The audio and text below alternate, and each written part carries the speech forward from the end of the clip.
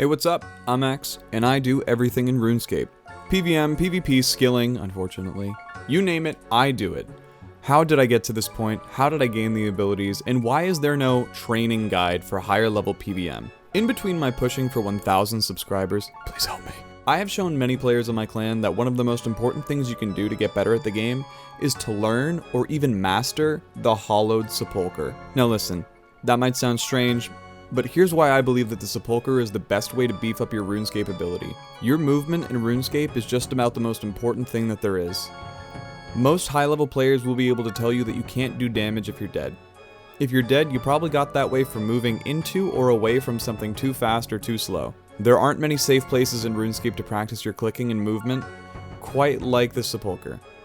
I want to show you a couple things that I learned and mastered from the sepulcher, and I hope that it helps you in your quest to become a great PvMer or a PKer or whatever it is you want to be. Also, don't panic. You really don't need to be a crazy high level agility to get some good practice out of the sepulcher. All you need is the completion of Sins of the Father, which is a good milestone for when you want to start high level PvMing anyway, so it kind of works out. I'm going to be going over some movement mechanics in the game and how to do them, how they work, and then show you how the sepulcher trains you in the skill that I mentioned. There are some basics in RuneScape movement that you should know. The bare essentials are that when you enable your run, your character will travel 2 tiles at a time, regardless of where it looks like your character is. When your character has walk enabled, you will travel only 1 tile at a time.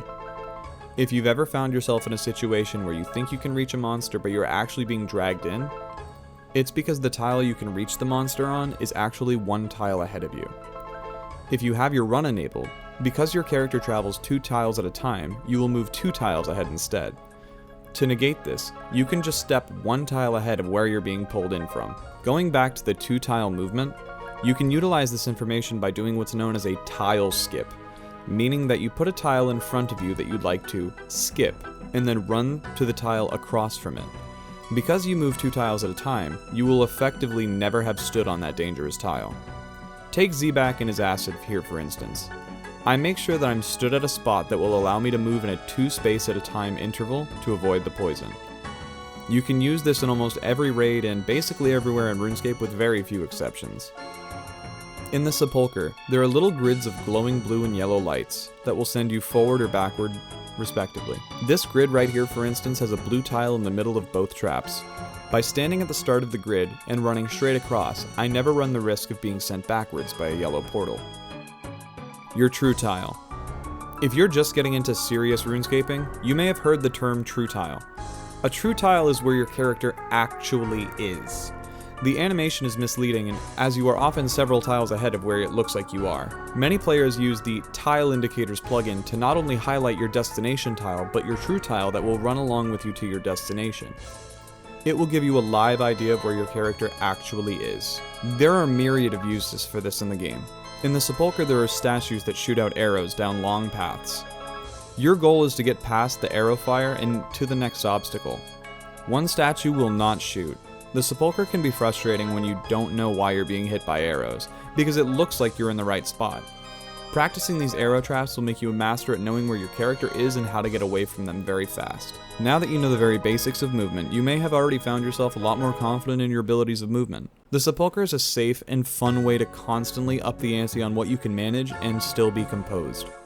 Each level introduces another trap or amps up the difficulty a little bit until you reach the final floor, which is an absolute nightmare of a test for non-seasoned players. This last puzzle throws every single challenge you've experienced so far at you all at once. Here's what the obstacle looks like in real time.